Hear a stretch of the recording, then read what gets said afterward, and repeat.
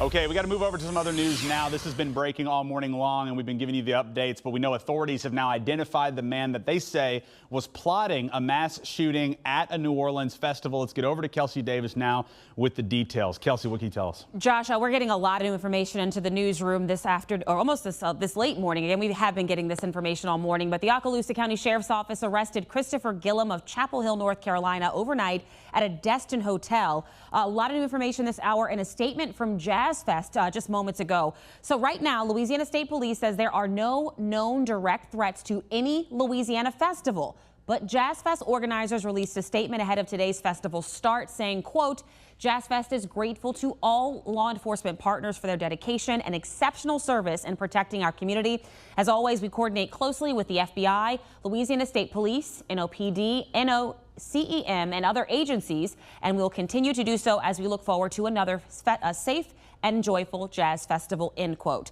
Now, the Okaloosa County Sheriff's Office in Florida says Gillum is wanted in Orleans Parish by the Department of Public Safety for making terroristic threats. Deputies say they got information that Gillum planned to travel to New Orleans to conduct a mass shooting and then commit suicide by police.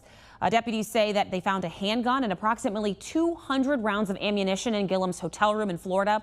We're learning more about Gillum's background as well this morning. The Chapel Hill, North Carolina communications manager named Alex Carrasquillo, he confirmed that Gillum is a former police officer in Chapel Hill, North Carolina, serving on that department from 2004 to 2019.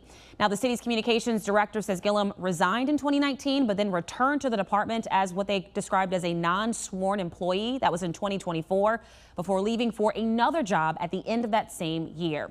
Right now, Gillum is being held at the Okaloosa County Jail in Florida, pending extradition to Louisiana to face charges.